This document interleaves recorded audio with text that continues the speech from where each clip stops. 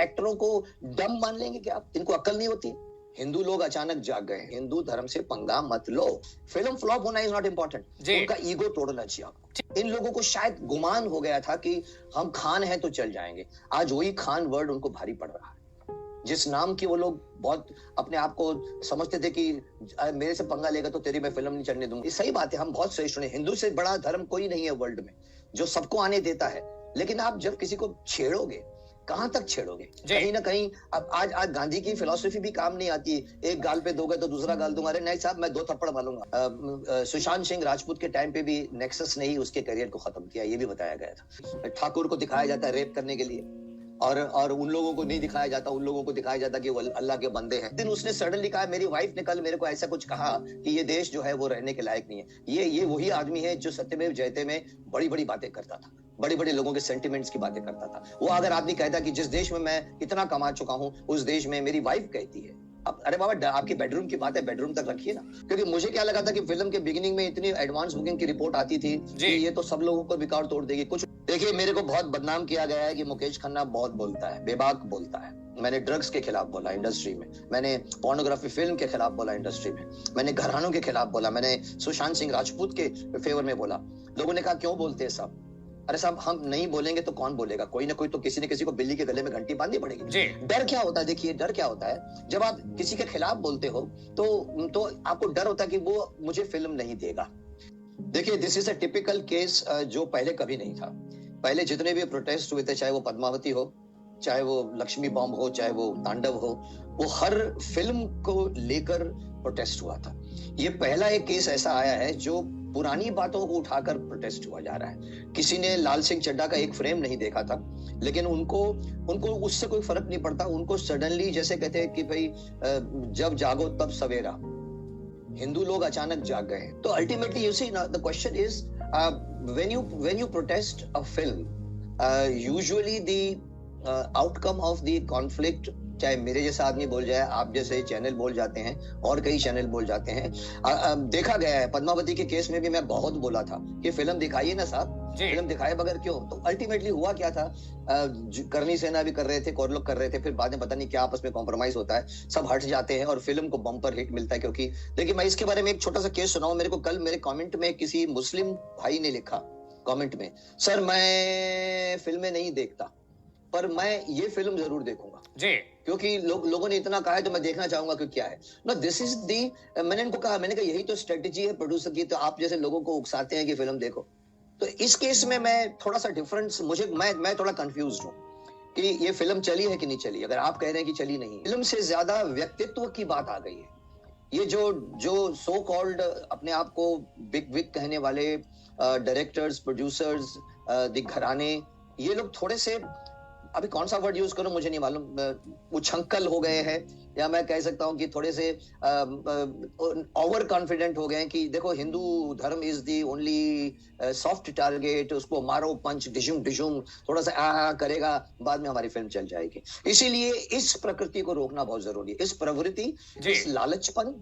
ये मतलब मुझे ये कहना है कि अगर आपको सीधे, ठीक है, अगर आप बहुत ब्यूटीफुली किसी को कटाक्ष करते हो तो दूसरे धर्म को करो ना, मुस्लिम को करो, सिख को करो, क्रिश्चियन को करो, फिर मैं कन्विंस होऊंगा कि आप एक फिल्म बना रहे हैं। आप ये फिल्म बना रहे हैं और टारगेट सिर्फ और सिर्फ पुरानी जितनी भी हिस्ट्री देखे। सर, एक जमाना था जब गांधी जी का ये कथन बहुत पॉपुलर हो गया था कि अगर कोई तुम्हें एक गाल पे मारे तो दूसरा गाल भी देता।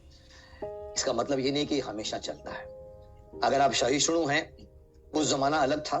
उस जमाने में आपने मुगलों को भी आने दिया, अंग्रेजों को भी आने दिया, आओ भाई आओ, अतिथि देवो भव, वो सब ठीक है उस जमाने में। लेकिन जब वक्त बदलता है तो सोच विचार भी बदलती है, कॉन्स्टिट्यूशन को भी बदलना पड़ता है हम लोगों को।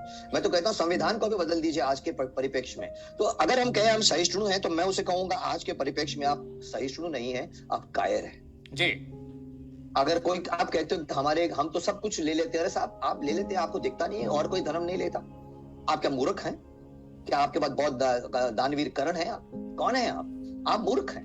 और मूर्ख से ज्यादा तो मैं कहूंगा कि आप अपने धर्म के प्रति समर्पित नहीं है जितने। सीधे मैं मुस्लिमों की तारीफ करना चाहूंगा, माफ करें, लोग मुस्लिमों की बुराई करते, पर मैं कहूंगा कि सीखो मुस्लिमों से। एक दिन जुम्मा की नमाज में पूरा हिंदुस्तान नहीं वर्ल्ड बैठ जाता है। क्या हमारा हिंदू ऐसा करता है कभी?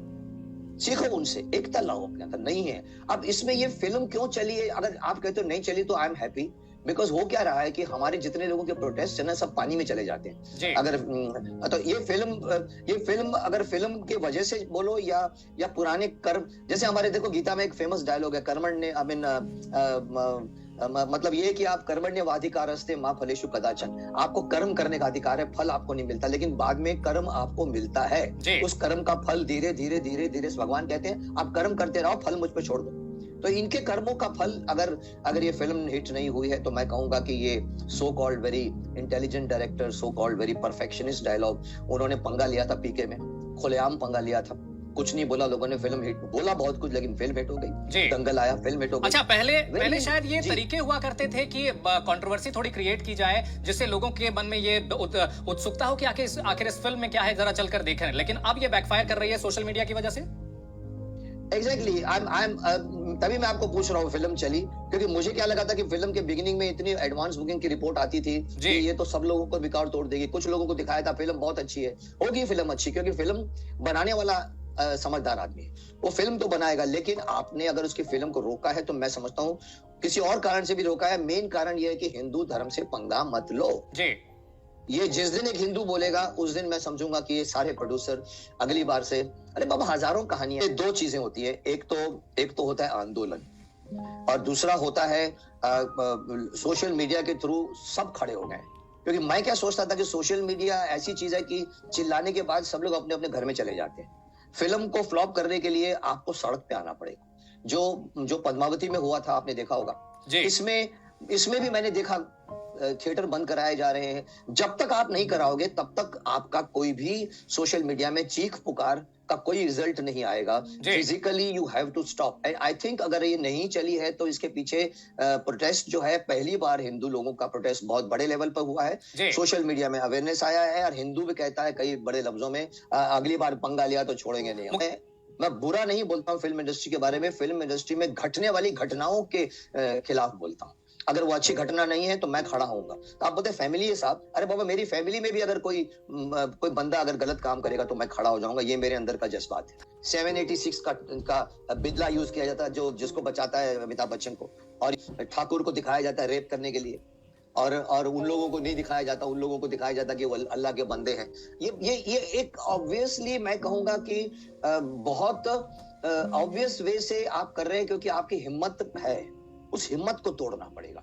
कौन सी फिल्म फ्लॉप, देखिए पठान को फ्लॉप करने का कोई इरादा मेरा भी नहीं है। उसने सडनली कहा, मेरी वाइफ ने कल मेरे को ऐसा कुछ कहा कि ये देश जो है वो रहने के लायक नहीं है। ये वही आदमी है जो सत्यमेव जयते में बड़ी बड़ी बातें करता था, बड़े बड़े लोगों के सेंटिमेंट्स की बातें करता था। वो अगर आदमी कहता कि जिस देश में मैं इतना कमा चुका हूं उस देश में मेरी वाइफ कहती है, अब अरे बाबा आपकी बेडरूम की बात है, बेडरूम तक रखिए ना।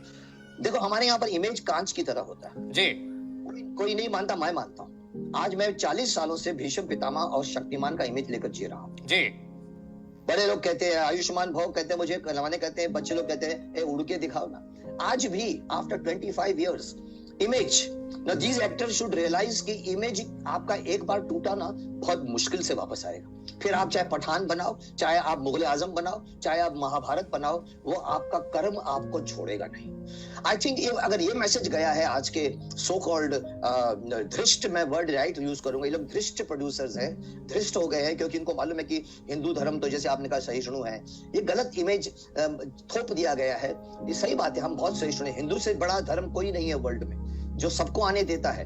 लेकिन आप जब किसी को छेड़ोगे, कहां तक छेड़ोगे? कहीं ना कहीं अब आज गांधी की फिलॉसफी भी काम नहीं आती। एक गाल पे दोगे तो दूसरा गाल दूंगा, अरे नहीं साहब मैं 2 थप्पड़ मारूंगा। सुशांत सिंह राजपूत के टाइम पे भी नेक्सस ने ही उसके करियर को खत्म किया, ये भी बताया गया था। ये खान ब्रदर्स जब तक थे तो खान, देखिए एक साथ में दिलीप कुमार, राज कपूर, देवानंद की तिकड़ी हुआ करती थी, कोई नहीं तोड़ पाया उसको 40-50 सालों में, कोई नहीं। इन्होंने सडनली कर दिया।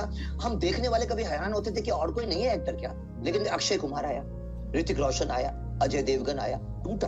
वो जो टिकड़ी का एक साम्राज्य था वो सडनली उसको तोड़ना जरूरी था।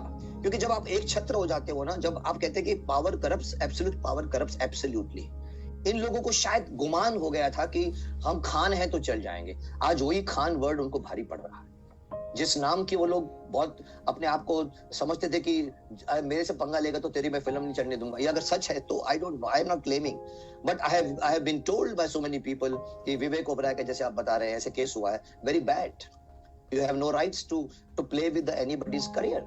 अब ये हुआ है तो शायद उस वक्त कोई नहीं था, बट अक्षय कुमार निकला, सामने से ऋतिक रोशन निकले, वहां से अजय देवगन निकले, आज और भी एक्टर हैं, मुकेश खन्ना बैठा हुआ है उनके सामने।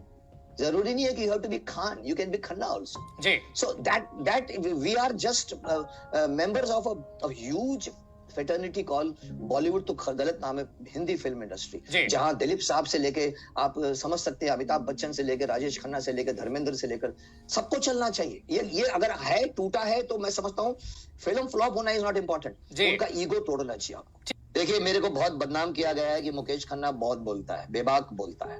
मैंने ड्रग्स के खिलाफ बोला इंडस्ट्री में, मैंने पोर्नोग्राफी फिल्म के खिलाफ बोला इंडस्ट्री में, मैंने घरानों के खिलाफ बोला, मैंने सुशांत सिंह राजपूत के फेवर में बोला।